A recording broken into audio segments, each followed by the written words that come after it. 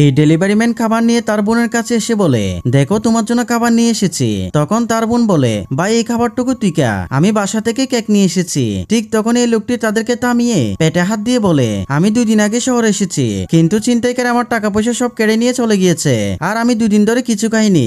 যদি খাবারগুলো আমাকে দিতেন অনেক উপকার হতো। যেটা শুনে ছেলেটি খাবারটি দিয়ে দিলে লোকটি রাক্ষসের মতো খেতে থাকে।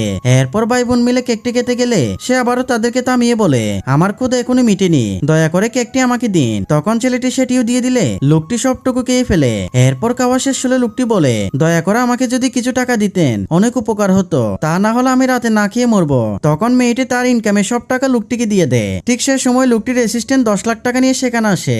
এরপর বন্ধুরা কি হয় সেটি দেখার আগে তুমি যদি তোমার মাকে ভালোবেসে থাকো, ভিডিওটা একটা লাইক দিয়ে চ্যানেলটি সাবস্ক্রাইব করো এবং 2+2 সমান কত হয় কমেন্ট করে জানাও। এরপর ভদ্রলোক বলে, আমি আসলে আপনাদের এতক্ষণ পরীক্ষা করেছিলাম। এই বলে 10 লাখ টাকা তাদেরকে উপহার